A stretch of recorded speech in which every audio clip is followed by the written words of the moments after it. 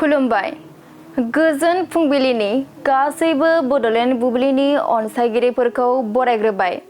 दिनै 22 मार्च सनिबारनि फानजामुथिखौ फरायथिनो लादों आं भाग्यश्री बसुमतारिया। फानजामुथिनि गिबियाव दं मेष राशि। जेखि हाबा मावा मानो जाफुंनाय नङा। नोंथांनि थाखाय दिनैनि साना खहा गोनां जागोन। बृष राशि। माबा मोनसे हाबा मावनो थाखाय नोंथाङा ऋण दाहार लानांनो हागौ। दुखु दाहाजोंनो सानखौ बारहोहरनांगोन। मिथुन राशि। बबेबा खामानिनि थाखाय नोंथाङा थांलाय फैलाय खालामनांनो हागौ। गोसोखौ जोबोरैनो रंजाखांनाय मोनगोन। कर्कट राशि। देहानि बेराम आजारफोरा जोबस्रांनो हागौ। नोंथांनि देहाया राफोद आरो गोग्गो थासारियाव फैफिनगोन। सिंह राशि।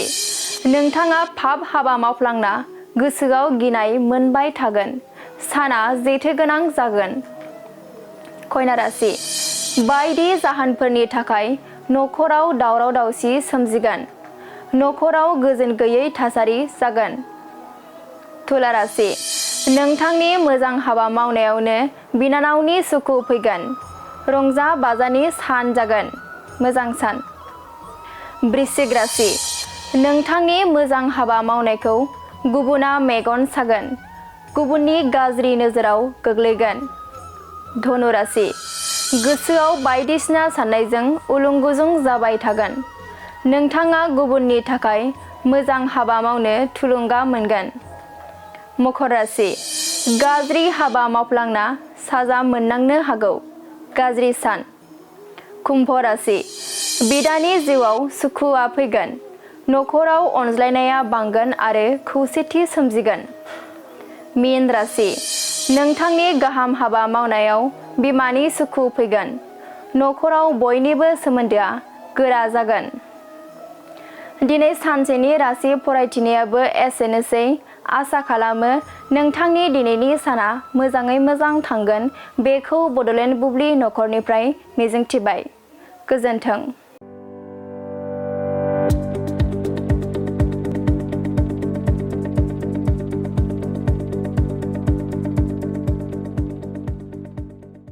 गोजोनथाव खौरां। माय सथा स्कुल एबा आंनि फिसा फरायसालिया लानानै फैदों मोनसे गोजोनथाव खौरां।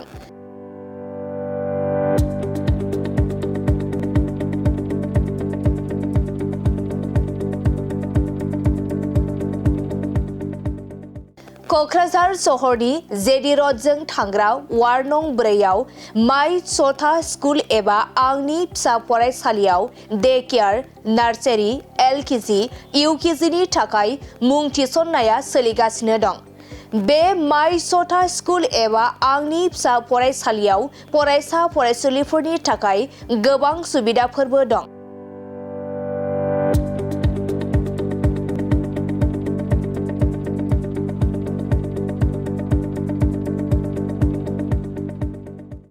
अब्ला नोंथाङा माखौथो नायबाय थाखो?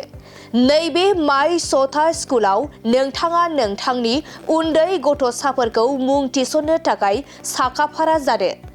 माय सथा स्कुल एबा आंनि फिसा फरायसालियाव नोंथाङा थोंजोङै खौरां लानो थाखाय 8099887781 नङाब्ला 9531281982 बे मबाइल नाम्बारनि गेजेरजों खौरां लाहरनो हागोन।